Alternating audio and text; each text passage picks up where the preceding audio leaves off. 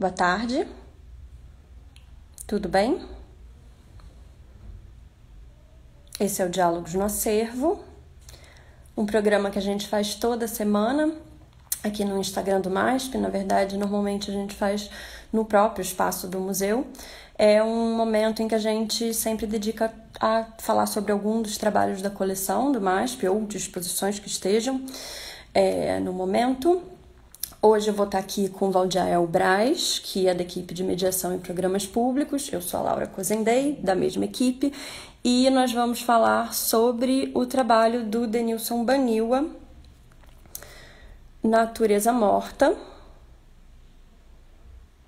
Eu estou apenas esperando o Valdiael entrar.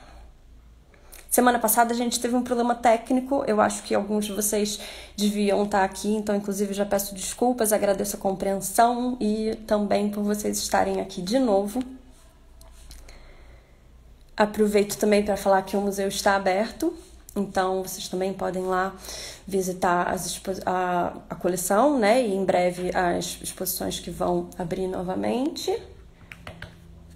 Deixa eu falar aqui com o Val rapidamente.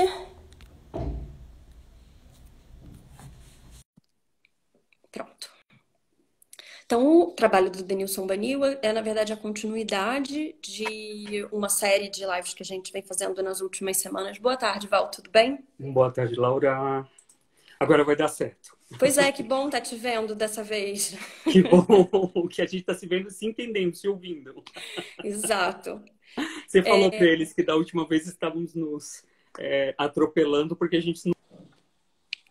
Falei, e olha só que prazer estarmos aqui.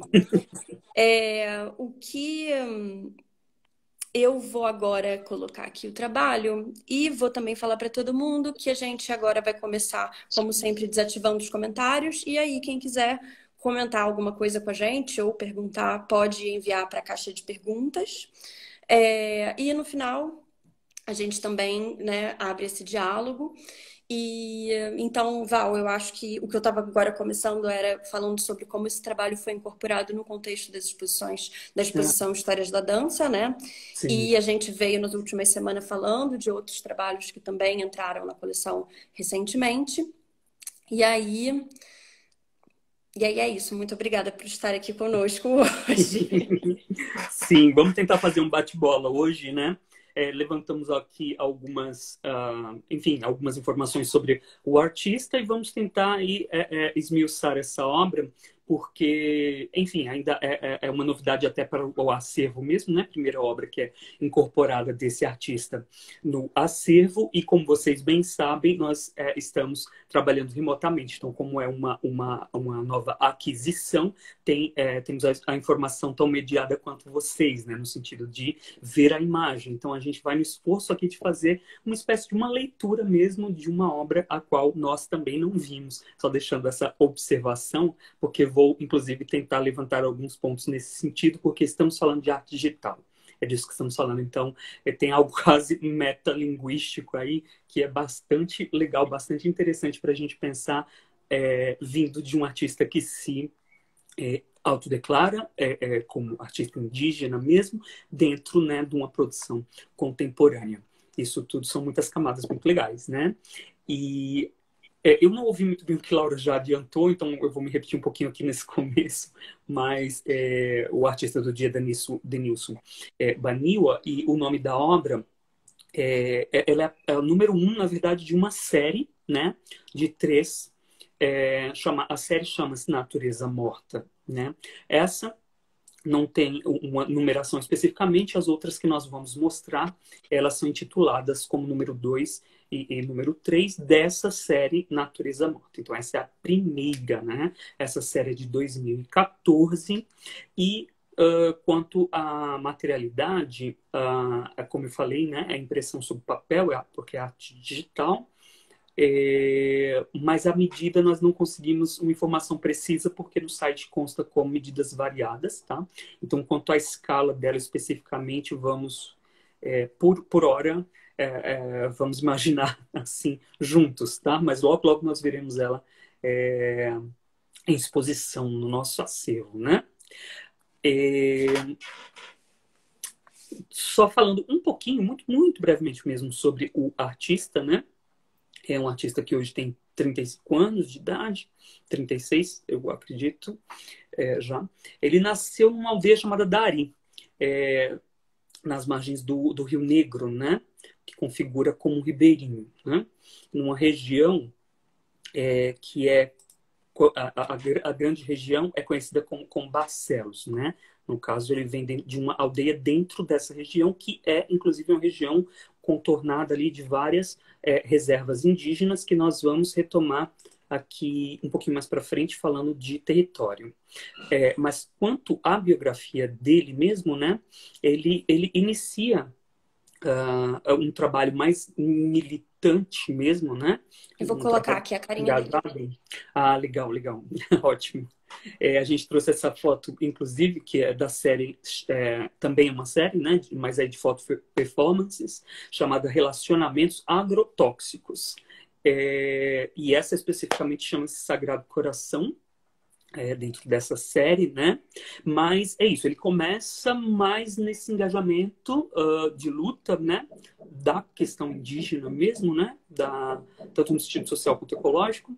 E ele, um ponto interessante também é que, além dele se autoafirmar como artista indígena, ele também faz questão de afirmar que ele não tem uma formação acadêmica, tá? Então, a sua aproximação com a arte contemporânea vem por outros caminhos, né? Sobretudo dentro dessa compreensão de um lugar potente para militância, para o que venha a dizer dentro dessa luta, dentro dessa bandeira da causa dos povos indígenas, né? Deixa eu ver se eu não estou esquecendo alguma coisa muito essencial aqui para compartilhar quanto à biografia com vocês. Muito basicamente é isso. Eu acho que a partir do trabalho a gente vai ter condições de ir destrinchando também um pouquinho mais para a gente se aproximar da história deste artista. Então, só voltando Ah, não, perdão. A obra você já tinha mostrado antes. Seria interessante talvez a gente mostrar as outras duas, né? A gente comentou. Desculpa, Laura. Sim, da série. A 2 nós vemos que é essa impressão de uma onça pintada, né? Todas têm o mesmo padrão, mas a gente vai discutir um pouco mais para frente do porquê elas são detalhadas, essas duas, né? A 3 seria essa arara, né? Claro, por ser monocromático, não sabemos se é arara azul, arara vermelha, enfim, mas assim, esses animais bem icônicos, simbólicos, né? Da Amazônia, não só a brasileira, né? Mas aqui no caso falando da Amazônia brasileira, a 2 é a onça pintada, a 3 seria essa arara, né? Então nós temos um humano, 2 animais ali na 2 e na 3.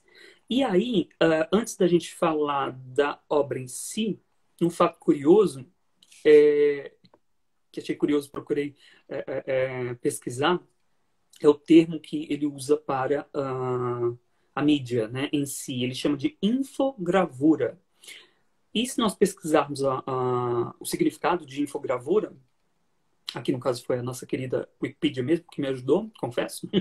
Mas assim, vou tirar dela só, porque é uma explicação muito breve, muito rápida do porquê estamos falando de arte digital, né? Lá a gente lê assim, a digigravura, conhecida também como digigrafia, gravura digital ou infografia, é um processo contemporâneo de gravação de imagens por meios digitais. A impressão pode ser feita em papéis ou telas, canvas, né? A digigravura pertence ao domínio da arte digital e pode ser produzida em em tiragens limitadas, como em qualquer tipo de gravura. Os originais produzidos são numerados e assinados pelo artista. Assim que se faz com gravura, né? Essa mesma cultura se aplica ao impresso, né? As imagens para digigrafia devem ser de excelente alta resolução, digitalizadas à proporção de 1:1. As cores têm que ter um mínimo de fidelidade de 90% em relação ao original e as impressões são próprias para este fim e usam tintas de arquivo. Eu trouxe isso só para fazer um comentário que existe um dissenso, inclusive, nas universidades de artes para as habilitações de gravura, né, as disciplinas próprias das habilitações de gravura. Isso é muito característico no Brasil e em instituições fora do Brasil, inclusive, o uso do termo gravura, né? Para as disciplinas do campo das artes, né? Porque a origem do termo gravura vem de gravar, de você chanfrar, você criar, né, sulcos, né, suturas, e não a questão planográfica, né? Então, essas novas técnicas, desde a serigrafia até a impressão digital hoje em dia, né, elas herdam esse nome num sentido mais simbólico, né? Colocar gravura, por exemplo, digigravura, porque na real não está gravando, né? Então, algumas instituições vão adotar o termo impressão planográfica, planografia, enfim, porque está mais. Então, serigrafia não entraria no campo, né, das disciplinas das gravuras, por exemplo. Mas isso é um dissenso, porque na minha formação mesmo estava tudo junto e serigrafia mesmo era entendida como gravura, mas só para trazer essa curiosidade, porque aqui o próprio artista faz questão de colocar o termo como infogravura, e é legal a gente pensar no sentido estético, né? Como o resultado estético disso nos remete à gravura, inclusive, né? A gente poderia até pensar, vendo assim, claro, essa imagem, né? Em uma xilogravura, né? A solução de uma xilogravura quanto aos limites e os detalhes desses sulcos, né? Tirados nessa especificamente, né? A dos animais não sei se tanto, mas dessa silhueta aqui do indígena do dia. E aí a outra curiosidade, além da gravura, é a escolha mesmo por trabalhar em cima desses mapas, né? Porque, no caso, estamos falando aqui de uma montagem, né? Em cima de várias fotografias de satélite, né? Mapas, né? E para isso, trouxemos uma imagem da região, né? Como eu disse, chama Barcelos, de onde vem o próprio artista. Não que queiramos dizer que seja dessa região aquela colagem de fotografias. Não temos informações sobre isso, tá? Mas dentro dessa curiosidade da fotografia de satélite, aproveitando, né, o uso dela, trazemos aqui o mapa da própria Barcelos para a gente, inclusive, né, pensar nesse contexto de onde vem Baniwa, como eu disse a vocês, contornada por várias reservas indígenas, parques nacionais, por exemplo, tem o Parque Nacional Parima-Tapirapecó, tem o Parque Nacional da Serrania La Neblina, tem o Pico da Neblina, ali o Parque Nacional, né? Tem a Reserva Biológica do Uatumã, tem o Parque Nacional do Jaú, né? E dentro do perímetro tem a Reserva Extrativista Rio Unine e o Parque Estadual Serra do Aracá. Uma outra questão interessante é que na parte norte, né, é a região dos Yanomamis, né? Só para nos localizarmos de qual altura do Rio Negro que a gente está falando, para a gente também pensar nessas questões étnicas mesmo do artista e compararmos, né, com a sua síntese, a síntese na sua poética, né? A texturinha, Laura, perdão, Laura, eu falei muito seguidamente. Se você tem comentários desses pontos também, por favor, me interrompe, porque eu fico preocupado com a hora e vou falando. Desculpa. Não, pode deixar. Sim. Assim, a gente trouxe uma aproximada também, esse close aproximado, para a gente especular junto também, como estou dizendo aqui, a gente está tratando de especulação, porque não tivemos acesso a maiores informações e observação direta da obra, mas aqui para a gente especular, né? Se aqui é a manipulação de foto de satélite, né? Se tem uma manipulação nessa textura, ou se é uma criação mesmo de textura que emule esse efeito de fotografia de satélite, né? Porque a gente, quando aproxima, a gente vê ela mais fragmentada, né? A gente vê quase a pixelização, né? Da textura, né? E outra parte dessa textura, e tem uma fotografia do canto do braço, da perna dobrada do homem, da silhueta do homem, que é um efeito curioso que num primeiro momento enganou meus olhos bastante, só depois de aproximar que eu me convenci de que é papel mesmo, porque não sei se vocês vão conseguir perceber, mas depois que vocês têm um contato com a obra, vocês vão ver que esse efeito desses pontilhados de um marrom escuro, né, com uma certa distância, eles parecem demais a trama da própria Canvas, né, de tela. Parece que foi tratado com um verde fora da silhueta, com tintura verde fora da silhueta e alguma aguada dentro da silhueta, de forma que nós conseguiríamos ver a trama. Né? Não sei se a intenção foi essa, mas assim, o resultado muito curiosamente gera essa dúvida no olhar, né? Além, claro, dessa textura que também emula topografia, né? Assim como no verde a gente tem na parte, nesses tons beges e marrons, essa emulação de topografia, né? Eu acho que o que você está trazendo dessa ideia da técnica, né, da gravura, é interessante para a gente pensar esse efeito quando isso vira uma imagem não fotográfica, né? Mas a imagem que o artista pretende construir, assim, como se ele se apropriasse dessas falhas, né? Desses efeitos técnicos, ou mesmo desse grid, assim, dessa marca, que é próprio dessa técnica de transferência, né? Para assinalar e evidenciar o que seriam essas falhas ou buracos mesmo, né, num território, mas também se assemelhando de uma vista, que é uma vista que a gente já tem acesso digitalmente, né? Essa vista por satélite. Não é uma coisa que a gente já tem uma experiência com esse tipo de imagem que é mediada pela via digital, pelo Google Earth, que seja, assim, né?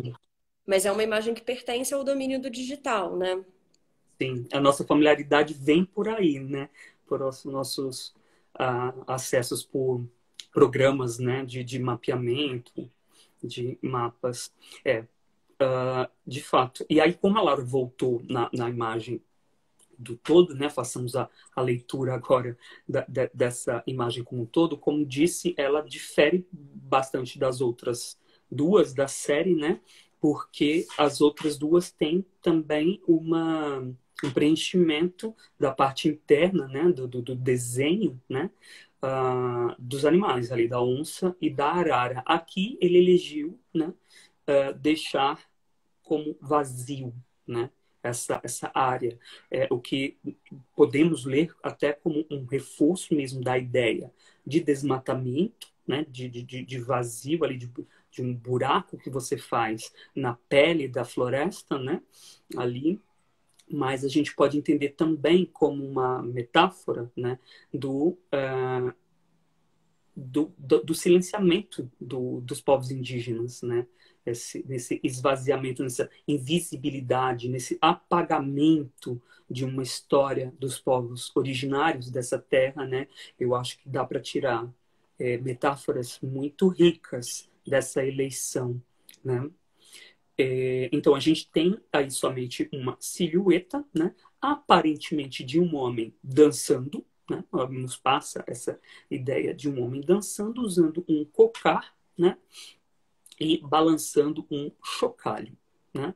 O que nos faz concluir que se trate de um indígena, mais especificamente de um pajé, que é o líder espiritual da comunidade, né? E que provavelmente seja uma dança ritualística.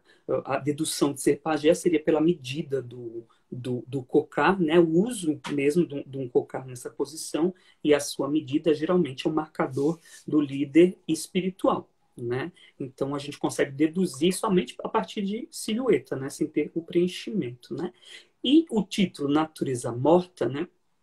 A gente pode entender que se trate de um jogo de palavras, né? Entre o gênero histórico de pintura histórica, pintura histórica Natureza Morta, né?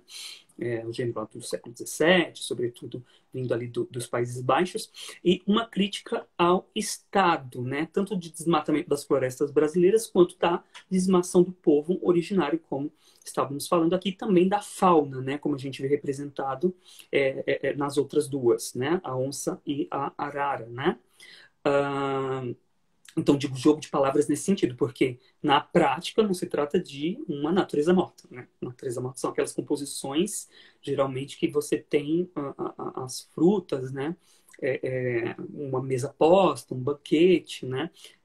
Mostrando quase que como as vanitas, né? Mostrando a finitude, né? Do que é vivo, mas que está no seu vício de vida, mas também na sua iminência de morte, né? Então tem uma poesia da beleza ali, tem um conceito todo particular que não é o que nós vemos aqui, necessariamente, né? Então estamos dizendo que é um jogo de palavras nesse sentido, né? Se vale, né, do imaginário acerca do termo, né, natureza morta, para falar da morte de uma outra natureza, né? Da morte da natureza em si, mas de um outro contexto, né, de denúncia dessa desmatamento que inclusive nós vemos hoje, infelizmente, né, um aumento aceleradíssimo do processo de desmatamento, né, sobretudo na região norte e na centro-oeste, inclusive com isso o enfrentamento, maiores conflitos com povos originários e os invasores, né, aumentou o número de morte e de desmatamento. Infelizmente estamos vendo isso nesses últimos anos nas nossas terras, né? Também a ideia de uma escala agigantada dessa silhueta, né, em relação à paisagem topográfica, né, ela, além de nos remeter às fotografias de satélite, ou seja, uma imagem que você só consegue captar de uma distância tal, onde você a compreenda, né, e quando eu digo agigantado, é em relação tanto a essa textura de floresta que nos dá a ideia de pequenas árvores minúsculas, quanto esses cortes que parecem estradas, né? Então, em relação a essa silhueta, entendemos ela, se fosse real, né? Desenhado na floresta, essa área seria gigante, né? Agigantada nesse sentido, né? Então, e fazendo essa relação, né, dessa área gigante desmatada em relação a esse aumento, esse crescimento desenfreado do desmatamento em terras indígenas. Mas uma outra curiosidade, e aqui é um desvio arbitrário mesmo, mas eu acho que faz algum sentido para a gente pensar, também nos desenhos ancestrais que nós temos nas terras americanas, aqui sobretudo falando de América do Sul, de povos originários, né? Como, por exemplo, os geoglifos de Nazca, no norte do Chile, né? O deserto norte do Chile, que são desenhos gigantescos, né? Em pedras, geralmente, né? Não trouxemos imagens porque, enfim, por receio de questão de direitos de imagem, mas é muito fácil de encontrar. Você coloca Nazca, que é Nazca, geoglifos ou Chile, a primeira coisa que virá serão esses desenhos gigantescos, que geralmente eles são de figuras de animais ou figuras antropomórficas, como é o caso aqui, a mesma relação, né? As duas outras obras da série Animais, aqui nós temos uma silhueta antropomórfica. Essa mesma lógica está posta aí nos geoglifos de Nazca. E mais para frente nós vamos mostrar o nome de uma série do Baniwa, que eu acho que corrobora essa minha impressão, essa tese de que ele costura também com outras culturas de outros povos para além dos povos indígenas brasileiros, tá? Porque ele usa esse mesmo termo também, uma brincadeira com o termo dos geoglifos. Mas é bastante interessante a gente perceber isso. Vale a pena vocês darem uma pesquisada, uma navegada, para dar uma olhada nos desenhos de Nazca, que são incríveis, maravilhosos. A nuvem também, né? Nós trouxemos um detalhe da nuvem para pensar nesse reforço da imagem de satélite, né? Um recurso do reforço da imagem de satélite, ou seja, aquela captura, né, que já passou até mesmo do nível onde a gente tem a nuvens, né? E então ela reforça esse parâmetro para a gente ter a ideia de escala da figura principal e, como disse, podemos deduzir como estradas essas outras faixas, né, essas linhas que a gente tem, né? E aí a gente pode pensar estradas como o escoamento do contrabando destas árvores desmatadas, né? Então é necessário também você cortar a floresta, né, para você escoar o produto desse ataque, né, à natureza. O cocá tem um detalhe, é esse mesmo, que é uma espécie de uma tiara trançada, né, com penas adornais, inclusive temos polêmicas nos últimos tempos quanto ao uso, né, porque até então o uso era de penas animais, mas assim, a responsabilidade que tem os povos indígenas para com a captura dessas penas, se o bicho estaria morto ou não, se é produto de caça para fins de alimentação. E a indústria do carnaval, né, gera há muito tempo, na verdade, já uma polêmica muito grande, né, em cima do uso adornal de penas, né? Inclusive temos soluções artificiais hoje em dia que se assemelham demais às originais, isso só mais um desvio para a gente ter um adendo, mas, como eu disse antes, isso remete à figura de um pajé, né, que é a figura de autoridade sacerdotal dentro de uma comunidade indígena, geralmente é o termo que se usa aqui na nossa região é pajé, né, a ideia mais geral de um xamã, o que nos faz deduzir que esteja no movimento de dança ritualística, né, sobretudo também pelo uso desse chocalho, né, o que está na mãozinha dele. Tem uma foto também um pouquinho mais aproximada do próprio chocalho, que esse formato, só fazer um comentário que esse formato globular do chocalho, que existem vários formatos diferentes de chocalho, esse formato globular ele é conhecido também em muitas etnias, tá? Não vou dizer que necessariamente a etnia que o Banil está tratando, a qual ele está se referenciando, se é que ele está se referenciando a uma etnia específica, mas geralmente ele é conhecido como maracá, esse formato que é globular, tá? Que é uma cuia, né? Usa-se uma cuia para fazer o maracá com sementes, geralmente, dentro, né?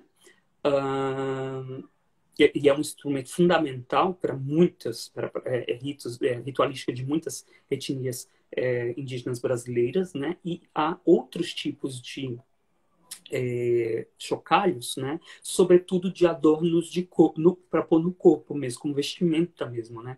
Tem, por exemplo, um que se usa no tornozelo, né? Que se chama kitió, né? Ali da região do Maranhão, do Pará, algumas etnias usam esse termo kitió. Tem vários nomes porque tem vários tipos de chocalho que a gente vê, muitas contas às vezes no corpo dos indígenas, e a gente acha que tem a gente lê geralmente que só tem uma finalidade estética, quando tem uma finalidade, vou usar o termo prática, mas eu acho que o certo não seria isso, mas tem uma outra finalidade dentro da dança e de gerar som, como por exemplo quando amarra aqui no braço, né? No bíceps, no braço mesmo, na perna, na coxa, às vezes até mesmo na tanga, às vezes naqueles colares, eles colocam incrustados, né, vários elementos, às vezes conchas, às vezes sementes, que geram som, e aí isso interfere muito na coreografia. Dando importância maior para isso, porque estamos aqui no eixo temático no ano do eixo temático de histórias da dança, e a doação dessa obra vem nesse mote, né? Então, pensando nessa questão da sonoridade, do movimento que gera sonoridade, né? Então, não é uma novidade, isso é uma coisa que os indígenas brasileiros, falando mais especificamente, já traziam, né?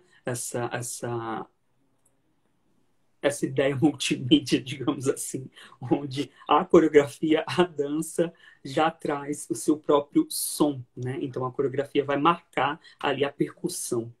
Isso é bastante legal da gente pensar, né? E acho que já que você estava trazendo esse contexto da exposição, né, eu acho que pode ser legal a gente comentar A gente em breve vai conversar também com a Olivia Ardui numa Hum. próxima oportunidade sobre o projeto, mas de pensar como que esse trabalho também estava sendo colocado em diálogo com outros, como da Ana Mendieta, Ah, uma uau. artista cubana, né, que tipo que também tem muitas imagens que se assemelham visualmente a essas, né, Uhum. de criar marcas do corpo dela na paisagem. Sim. Então criando e também num núcleo que também estava associado à ideia de gravidade e do solo e da ideia do corpo, né, em relação a esse solo aonde ele habita, digamos, né? Então acho que a gente está falando aqui também de território, né? De um Uhum. corpo dentro de um território. Acho que a ideia de território é muito forte, né? Quando a gente coloca uma imagem como essa. É, seja de território nacional, seja de território demarcado, né? Uma relação. Sim. Marcação de território, né? Da mesma forma que a Mendieta faz de marcar, se marcar a si como sujeito, a coisa mais subjetiva, né? Enquanto sujeito, aqui tá fazendo menção tanto a uma ideia de sujeito, quanto pela escala, uma questão até de marcação de território mesmo, como território, indígenas, reservas, né? Muito, muito, muito legal esse desdobramento. E uma pena muito grande a gente não ter tido a oportunidade de ver presencialmente essa curadoria. Que foi de uma preciosa pesquisa, né? Mas que nós temos a oportunidade de ver no catálogo, né? Ainda tem esse Exato, catálogo. acho que é um lugar onde essa pesquisa, É, né, e essas relações estão colocadas, assim, para a gente acompanhar um pouco do que foi o processo, né, de pensamentos desses. Mas eu acho que sim. tem uma coisa interessante para a gente também ainda falar aqui, Val, que é Hum, essa relação do próprio, a escolha, de novo, né, pelo hum, título, né, dado da ideia de natureza morta, que eu acho que não apenas faz referência, assim, né, a um dos tipos, acho que um dos mais tradicionais tipos de pintura, se é que a gente pensa numa pintura ocidental sim, do século XVII, né, para cá, mas principalmente de uma pintura ocidental, sim. mas como que o artista ele se apropria ele faz uma operação, né, um jogo, não é só um jogo de linguagem, né, mas uma operação trazendo elementos que são da própria arte, né? Acho que é uma forma que a arte contemporânea também utiliza, né, enquanto uma estratégia para reforçar também o contexto onde essas obras estão inseridas. Então a gente também tem que pensar que essa imagem é, em última instância, uma imagem que vai habitar um espaço institucional da arte, né? Hum, Vai ser colocada num museu, ou numa galeria, ou numa bienal, ou, enfim, num espaço que é dedicado a esse tipo, a esse universo, né? sim. Quando, aonde um título como esse, inclusive na condição de título, né? A condição que eu quero dizer de uma Uhum. legenda, né? Que é um vocabulário também da própria arte contemporânea, faz com que todos esses elementos, né? Consigam ressignificar essa imagem, né? E o que eu acho que é muito interessante da gente ouvir o próprio Denilson Baniwa falar é de como ele percebeu esse potencial da arte Uhum. contemporânea de alcançar é, dar visibilidade, né, mas de alcançar pessoas que vão muito além, né, de um público que poderia ser alcançado pelo movimento indígena por si só, justamente por estar deslocado, né, desses espaços de luta públicos, né, muitas vezes, assim, já mais engajado. Eu acho que o que o espaço institucional da arte permite é exatamente isso, né? Você deixar fazer com que alguém que não estava esperando se depare com uma questão como essa, ou mesmo dar visibilidade ainda mais, né? A questões, enfim, é um lugar que é uma vitrine também, né? Para temas, assim. Sim. E mais até, né? Eu acho que pensando que ele, enquanto um artista que é indígena, também está reivindicando esse papel, né? Se colocando não apenas como um artista que está representando esses temas, mas que também está se inserindo nesse sistema.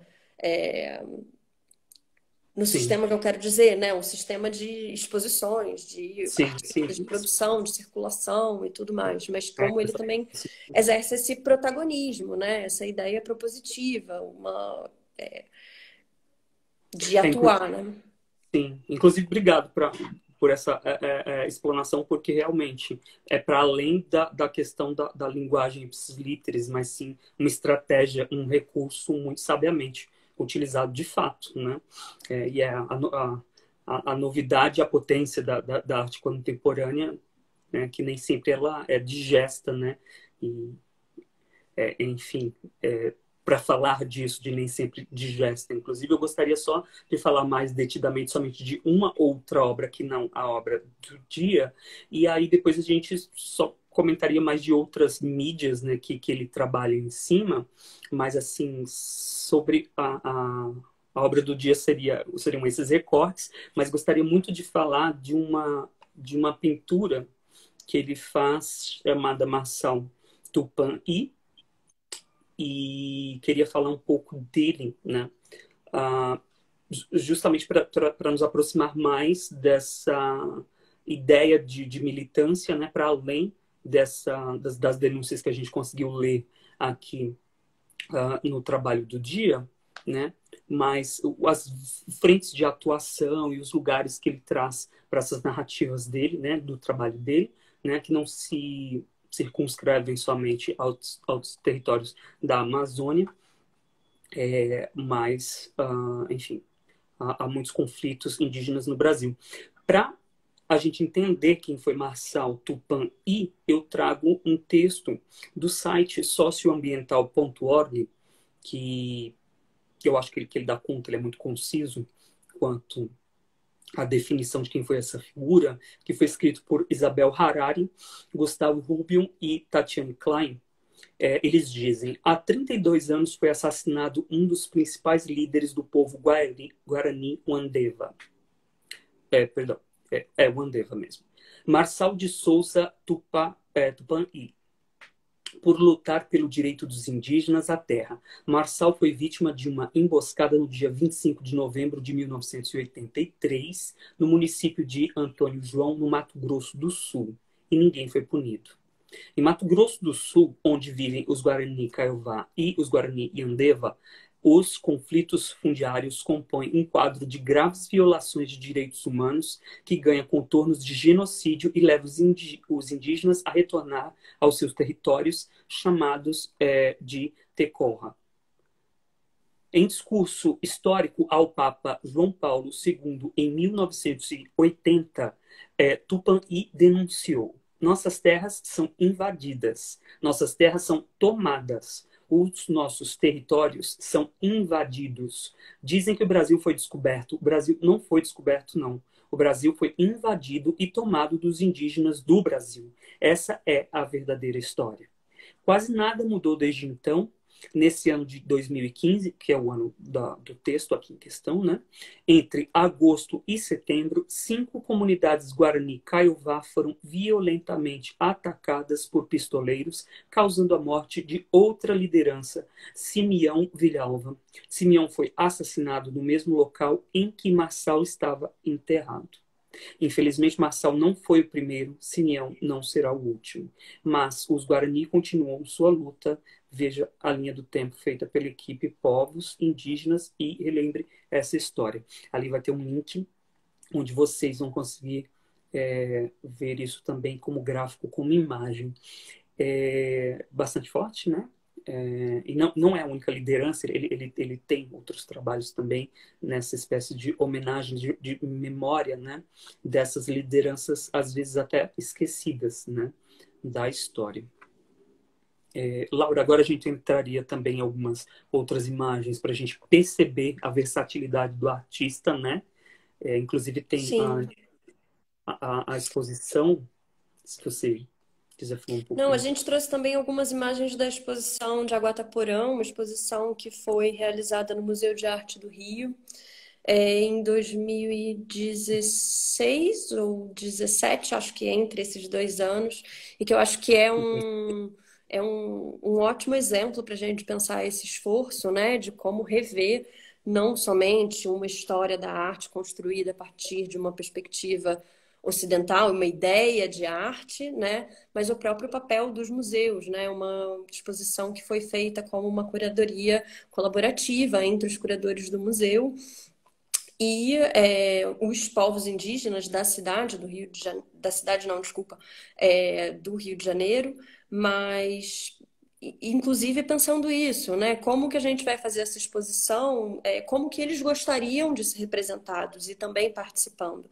Então, daí a equipe curatorial do museu se abriu para, né, para ouvir de todas essas pessoas. Também se juntou a essa exposição a Sandra Benites, que atualmente é curadora adjunta no MASP, e como que isso, muitas vezes, a gente acaba que tem que rever, né, as estruturas que são próprias do museu, né? O Denilson Baniwa, ele colaborou também fazendo uma linha do tempo, né? Fazendo um grafismo que percorria todo o espaço da exposição. Acho que vocês conseguem ver aqui mais ao fundo, é, e aqui nesse detalhe, né, com uma cobra que funcionava como uma linha do tempo, né, com diversos conteúdos que foram colocados, então documentos e textos, mas pensando numa ideia de linha também que não é do tempo linear e da evolução, né? Como que a gente também pode trazer esses outros elementos. Aqui, por exemplo, também tem um mapa do Rio de Janeiro, né? Mas o que eu acho interessante é da gente também pensar como esses elementos que são próprios do espaço expositivo, né? A sinalização, os grafismos e até mesmo uma dimensão instalativa, como que isso pode também, né, ser incorporado. Sim. Então, assim, e também, eu acho que para a gente também pensar em outros desses trabalhos que você trouxe, e acho que a gente vai acabar. Acho que uma outra característica importante também da exposição era que ela juntava tanto os povos aldeados, né, como como os que vivem na própria cidade, né, do Rio de Janeiro, então trazendo muito a questão da aldeia Maracanã. E acho esse contexto também muito importante para a gente pensar o trabalho do Denilson no sentido de que ele também funciona, né, nesse entre mundos, né? Então é um artista que tem contato não, que vive no espaço urbano, né? E que Uhum. está o Niterói, tempo né? todo se colocando nesse espaço de estranhamento, né? De tensão entre essas duas instâncias, né? Sim. Aí, Qual que como a você... gente. Não pode ser na ordem mesmo, mas é mais só para a gente ir percebendo mesmo como ele experimenta, né? Vários lugares, esse lugar também de. Quase instalativo de misturar. é, Mídias plásticas, né? Como aqui no caso nós temos um tecido com uma impressão da palavra decolonize, né? Com efeitos de iluminação, né? Tá na árvore, mas tem uns feixos de luz bem artificial, né? Remete a uma cultura rave até, mas tem ali, né? Uma palavra de ordem ali, o decolonize, uh, que é uma acrílica sobre tecido, esse aí, né? Desenhos, muitos desenhos, ele tem, esse daqui é um desenho de Yandesieté, um mito, né? Indígena, se não me engano, do nascimento mesmo da Terra. Pintura também, né? Nós temos esse termo, o agropop, ele trabalha em diferentes mídias e diferentes momentos também, né? Que no caso ele chama esse trabalho de o agromata, né? Mas geralmente é com essa impressão tomando, né, esse slogan, o agro é pop, tão bem difundido, né? Todos nós conhecemos, mas ele chama de o agro mata.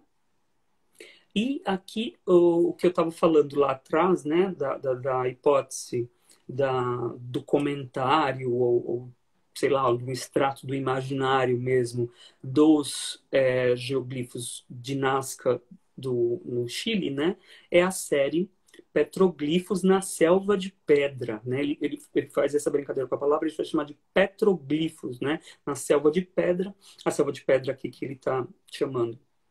Acredito que são todos em São Paulo, então talvez sejam o apelido carinhoso de São Paulo. E aí são lasers, né, que são apontados de uma janela mesmo para uma fachada de algum prédio, com padrões e com temas, né, de ou grafismo indígena, ou representações de animais, ou cenas, como a gente tem desde de pintura rupestre, como por exemplo temos na Serra da Capivara, que como é que se diz, jazigas riquíssimas, me fugiu a palavra agora do termo que se usa na enfim, no campo, mas a gente tem ali a região da Serra da Capivara, lá no Piauí, por exemplo, imagens rupestres riquíssimas, né? Então tem padrões que ele pega que nós percebemos que são de etnias diferentes, de lugares diferentes, mas no geral são grafismos e esses silhuetas de animais, e tem outros também, né? Laura, tem a tartaruga. Ah, você já... Eu não estava Eu já percebendo fui que você já tinha passando, mostrado todos. Tem o padrão mas eu posso indígena, voltar. a tartaruguinha, não, o tartarugão aí, né? Esse animal eu não consegui definir, mas parece um lagarto depois da tartaruga, ou algo assim, né? E uma ave, né? Muito bonitos. Ainda tem um outro também do jaguar, né? O que é legal também a gente pensar nisso, porque a poética do jaguar nos artistas indígenas contemporâneos geralmente é retomada por artistas hermanos, né, de países vizinhos, porque num geral, uma mítica de povos não brasileiros, né, mas geralmente dos Andes, né, até o México se usa esse termo, né, na América Hispânica, né, mas eu acho interessante que ele traz o termo jaguar em alguns momentos, e ele traz também essa estética, esse desenho que a gente geralmente vê mais no trato de figuras de povos que habitaram ali a região, hoje em dia o México, a Guatemala, também de outros lugares fora do Brasil. Então, mais uma vez, a hipótese de que ele está também dialogando com outros lugares que não somente o território brasileiro. E, por fim, também performance, né? Como nós vimos na primeira imagem de foto, performance, na série Relacionamentos Agrotóxicos, ele fez também uma performance ao longo da Paulista que termina eu ia dizer aqui no Vão Livre do MASP, mas nós estamos trabalhando remotamente, não estamos no MASP, mas no nosso ambiente de trabalho, como vocês bem sabem, nós temos um vão livre gigantesco embaixo do MASP, embaixo dos andares positivos do MASP, e a performance caminha desde o início ali da Paulista até o vão livre do MASP. Ela chama-se Pajé Onça Caçando, na Avenida Paulista, né? Então ele com indumentárias ali que remete, inclusive, a essa estética que estou falando, que ela pertence quase como um pastiche, né, de toda a América, não só a América Hispânica, a América portuguesa, mas um pastiche de imagens, de estereótipos, né, de imagens de indígenas, né, uma capa de pele de jaguar, mas muito provavelmente de um material fake, né, propositalmente, para ficar meio kit, com a máscara de onça, que ele chama onça, mas parece também a estética do jaguar, enfim. A gente percebe que tem um comentário irônico ali, propositalmente kitsch, talvez de um pastiche mesmo, uma mistureba ali de imaginários, de estereótipos de imagens de indígenas das duas Américas, né? Das Américas, num como um todo. Eu acho que é isso. Vamos só abrir uns 5 minutinhos para ver se alguém ficou com alguma dúvida. Pode ser? Sim, estou voltando aqui para o trabalho Ah, do qual a gente está partindo essa semana. Eu acho que das perguntas que já tinham aparecido por aqui na caixa, muitas pela técnica, sim. assim. Acho que elas já acabaram, já foram sendo exploradas Uhum. na nossa descrição. Você está me ouvindo? É que eu tô Tá, lendo. tá bom. Eu também tô lendo junto contigo, Tá bom, tá bom. tirando aqui os comentários. Então você imagina que das perguntas que fizeram na caixa não tem nenhuma que a gente consegue desdobrar, já estão contempladas. Sim, são coisas falando de como que esses efeitos, né, os próprios efeitos dessas nuvens também colaboram para essa ideia, né, de uma imagem que vem dessa visualidade, né, que é uma visualidade do mundo da observação espacial, enfim. Sim, sim. Aí o legal, a arte digital fazendo um comentário de recursos também, né, tecnológicos para falar do enfrentamento natura-cultura. É algo muito interessante, né? Eu gosto muito da poética que traz esse trabalho. Sim. Me ajuda aqui com o comentário em inglês. These are left that were thrown on the right forces during the... Está falando sobre uma outra referência de quando isso foi feita uma ação semelhante contra as forças que estavam ocupando, as forças iraquianas contra a ocupação no Kuwait. E eu acho que, enfim, eu acho que quando a gente está falando desse espaço aéreo, né, esse espaço também eu acho que tem um aspecto até mesmo de vigilância, né, curioso, assim, se a gente vai pensar, mas é um espaço que tem essa inteligência que eu quero dizer de controle Sim. político, né, do território. Acho que, inclusive, assim, a gente está falando de um trabalho que é de 2014, mas que, se a gente for pensar, né, nos últimos 2 anos, desde o ano passado, né, como a gente tem acompanhado, através dos institutos de tecnologia, evidências gigantes, né, assim, gritantes de como o território vem sendo desmatado em proporções exponenciais, assim. É um trabalho que ganha ainda mais, não vou dizer nem significado, né, mas pertinência. Eu acho que estou até aqui pensando, né, que é curioso, quando a gente vai falar de área desmatada, muitas vezes você estava falando de escala. A gente usa países, por exemplo, né? Para falar, é como se fosse tantos estados de São Paulo, é como se fosse o território equivalente a um outro país X, né? Então eu acho que tem uma ideia de escala também que, que é bem sintomática quando a gente pensa nessa imagem, né? Sim. A Marina Dailton está perguntando de uma referência que nós falamos, ela entendeu como Ágata, mas acho que ela talvez foi Ana Mendieta, não? Eu acho que sim. Porque eu acho que a gente só comentou de outro artista falando nome mesmo, só a Ana Mendieta, Marina.